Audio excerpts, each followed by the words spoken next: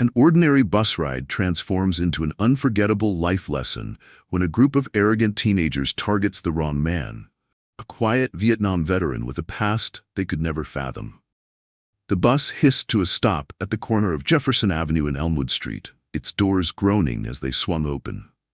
A steady stream of weary passengers climbed aboard, their faces etched with exhaustion after another long day.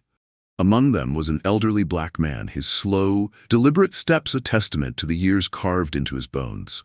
He carried a sturdy wooden cane, its varnish worn smooth from countless grips, and a small bag of groceries. Moving unhurried but purposeful, he made his way toward the back of the bus. Once seated, he rested the cane against his knee and gazed out the window. The warm evening light bathed his weathered face, highlighting deep lines that told stories of a lifetime filled with challenges and hard-earned wisdom. He sat quietly, unnoticed by most, except for the occasional glance from a curious child or a kind stranger offering a faint smile. The bus rumbled back into motion, its engine emitting a steady roar as it navigated the bustling streets. Inside, the hum of voices mingled with the shuffle of feet and the occasional chime of a phone notification, creating a symphony of urban life. Yet amidst the chaos, the elderly man remained a picture of calm, his gaze fixed on the passing world outside. His eyes, deep and reflective, seemed to hold stories untold, volumes of experience that most would overlook. But not everyone noticed the quiet dignity he carried. Not everyone understood the depth of his journey. That lack of understanding was about to spark something unforgettable. As the bus slowed for the next stop, a subtle tension crept into the air. The brakes screeched to a halt near Lincoln High School, and the atmosphere shifted in an instant. A group of teenagers, 4 in total, bounded up the steps. Their laughter was loud and carefree, tinged with an undertone of mischief. Each carried a backpack slung casually over one shoulder, their voices cutting through the usual hum of bus chatter like jagged static. They lingered at the front, scanning the seats as if searching for their next source of amusement. One of them, a tall boy with a backward baseball cap, elbowed his friend and pointed, his smirk hinting at intentions that were anything but harmless. "Yo, check him out," the boy in the backward baseball cap said, his voice low but loud enough to turn heads. The group exchanged knowing smirks, their laughter swelling as they sauntered down the aisle. Passengers shifted uncomfortably in their seats. Some cast wary glances toward the elderly man while others stared resolutely ahead, pretending not to notice. The teens stopped just short of him, their movements exaggerated, dripping with mock bravado. "Hey, old man," the boy in the cap drawled, leaning on the seat in front of the veteran. "You miss your stop at the retirement home or something?" The elderly man didn't react. He kept his gaze fixed out the window, his hands resting firmly on the cane as if it were an anchor. His silence seemed to spur them on. A shorter teen, his hoodie pulled low over his head, grinned and chimed in. "That cane for walking, or is it holding you up?" he sneered, punctuating the comment with a derisive snort. The others burst into laughter, their voices sharp and grating. Around them, the bus seemed to shrink. Nervous energy crackled in the air. A woman near the front clutched her bag tighter, pulling it closer to her chest. A man in a suit adjusted his tie, his eyes glued to the phone in his hands, avoiding the scene altogether. But the elderly man remained unmoved, a quiet pillar of resolve amidst the brewing storm. It was as if the entire bus had silently agreed that staying quiet was safer than intervening. Passengers kept their heads down, their discomfort palpable, but the teens were far from finished. They edged closer to the elderly man, their voices louder now, their taunts sharper. "Bet he's got some cash on him," sneered a boy with a buzz cut. "What's in the bag, Grandpa? Cat food?" Their mocking crescendoed, filling the bus with cruel laughter. Just then, the elderly man moved for the first time. He lifted his head slightly, his calm demeanor unbroken. Something about him shifted, a quiet gravity that made even the boldest teen falter for a moment. That hesitation was fleeting, vanishing as quickly as it had appeared. Emboldened by the man's silence, the boy in the baseball cap leaned closer, his smirk stretching wider. "What's the matter, Grandpa? Cat got your tongue?" he sneered, tapping the old man's cane lightly with his sneaker. The others roared with laughter, their voices bouncing off the bus walls like an irritating echo. The elderly man's grip on the cane tightened ever so slightly, his composure unyielding. Slowly, he turned his gaze toward the boy. His eyes weren't angry or fearful. They were steady, piercing in their calmness. It was the kind of look that could silence a room without a single word.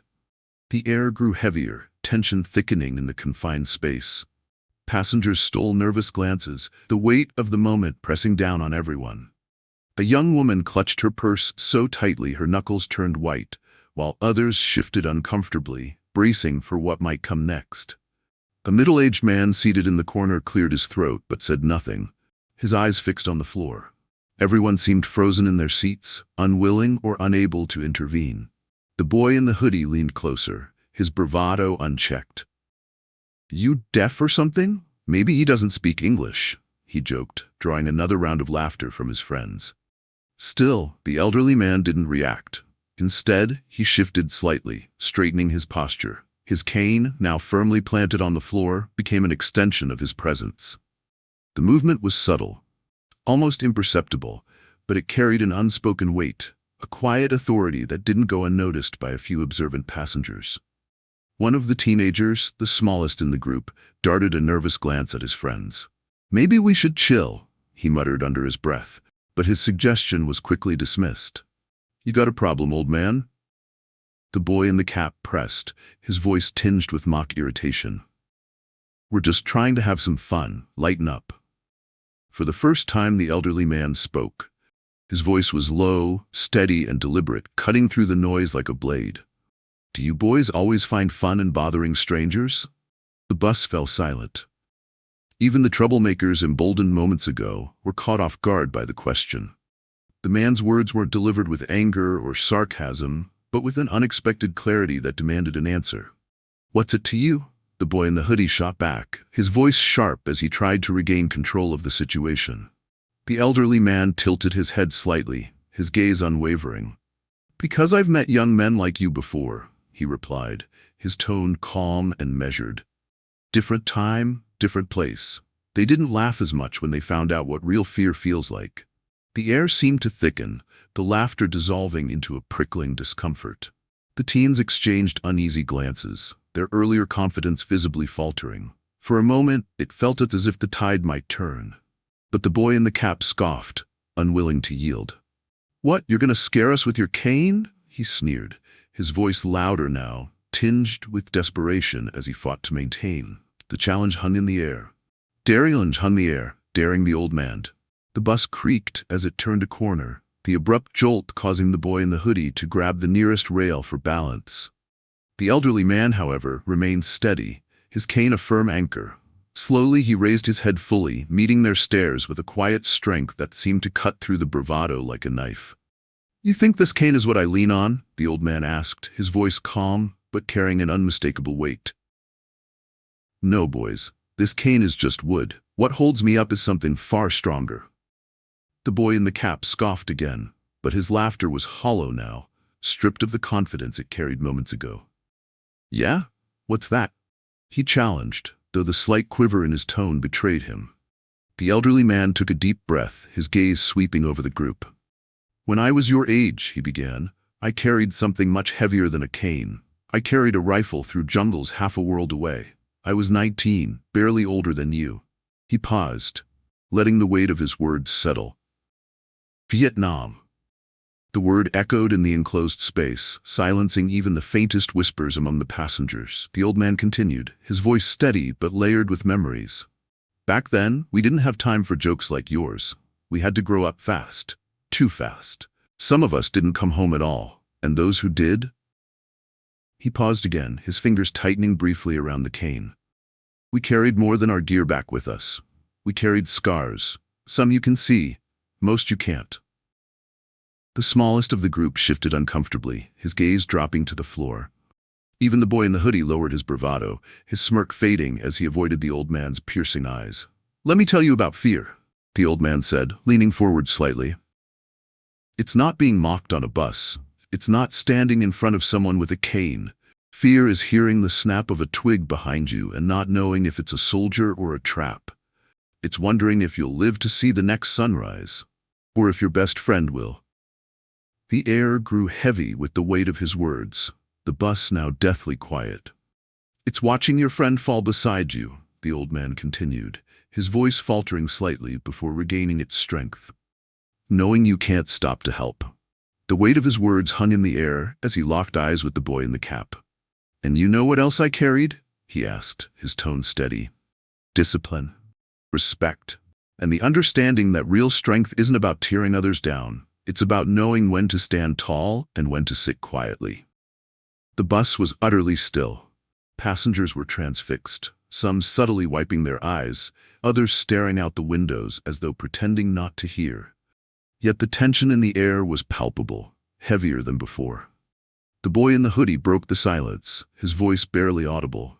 "We didn't mean anything by it, man," he mumbled, the regret in his tone unmistakable. The old man nodded slightly, his stern demeanor softening just enough. "I know you didn't," he replied. "But words have weight, boys, and you never know what someone's carrying." Before the teenagers could respond, the bus slowed for another stop. The old man leaned back in his seat, his cane resting once more against his knee. The silence that followed wasn't empty, it was heavy with reflection, the kind that lingers long after a moment passes. The bus doors wheezed open, but no one got off. The teenagers stood awkwardly in the aisle, their earlier bravado now replaced by visible discomfort. The passengers, once silent bystanders, began to steal glances at the old man. Their expressions were a mix of admiration and guilt. The boy in the cap, who had led the taunting, looked down at his sneakers, shifting uncomfortably. His confidence from earlier felt like a distant memory. "Look, we were just messing around," he said, his voice subdued, almost apologetic. The elderly man's gaze softened further, though his posture remained steady. "Messing around can get you into trouble," he said quietly, his words carrying the weight of hard-earned wisdom. "Sometimes trouble is the kind you can't get out of," the old man said, his voice low but steady. "I've seen it happen too many times."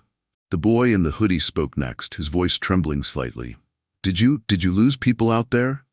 The old man nodded slowly, his eyes distant. "More than I care to count," he replied. "Good men, brave men, and not just in the war. Some came back but couldn't leave the fight behind." He paused, his words heavy with meaning. "You'd be surprised how fragile strength can be when it's tested the wrong way." The silence that followed was thick, unshakable.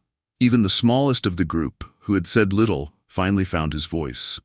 "We didn't mean to disrespect you," he said, barely above a whisper. The old man gave a small nod, the lines on his face softening. "Disrespect isn't just in words," he said. "It's in how you carry yourself. Remember that." For a moment, the bus seemed suspended in time, every passenger holding their breath as the scene unfolded. Then a woman seated near the front spoke, her voice firm, yet kind. "You boys should be grateful," she said. "You just got a lesson most people never hear." Her words broke the spell. The teenagers looked around, seeing nods of agreement from the other passengers. They shuffled toward the front of the bus, muttering quiet apologies to the man as they passed. At the next stop, the group exited, their laughter and bravado left behind. As the doors closed, the old man leaned back in his seat, his eyes once again fixed on the world outside the window. The silence that followed wasn't uncomfortable. It was reflective, almost reverent. Passengers began to murmur among themselves, some sharing stories of family members who had served, others simply expressing admiration for the man who had faced the boys with such quiet strength. Amidst the whispers and stolen glances, the old man remained as he was before, steady, calm, and deeply rooted in the strength that had carried him through far more than this ride. As the bus neared its final stops, the atmosphere had transformed. Where there had once been tension and avoidance, there was now a collective sense of reflection.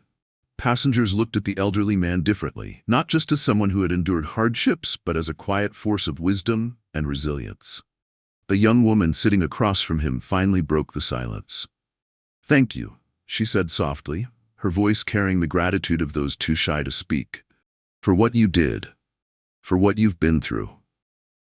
The old man gave a small nod, his expression kind but restrained. "I did what I had to," he replied. "That's all any of us can do. But what matters now is what you do with the life you have, with the chances you're given." His words settled over the bus like a warm blanket, drawing everyone into their quiet gravity. The young woman smiled faintly and turned back to look out the window. As the bus slowed at the corner of Ashland Avenue, the elderly man rose from his seat, his cane steadying his frame. A few passengers moved instinctively to make room for him. He paused before stepping off, his gaze sweeping over the faces around him. "Be kind to each other," he said simply, his voice carrying a gentle authority. "You never know the battle someone's fighting." With that, he stepped onto the sidewalk, the bus doors closing behind him. For a moment, the passengers sat in silence before the engine hummed back to life, and the bus pulled away. For the rest of their ride, the people aboard carried more than their belongings. They carried a story, a reminder of the strength found in humility, the weight of unseen battles, and the importance of respect. And maybe, just maybe, the teenagers walking home from the bus stop would carry that lesson too, letting it shape how they approach the world. This story is a testament to the quiet power of dignity and the enduring value of kindness and respect in a world that often forgets their worth. If this message resonates with you, share it with others.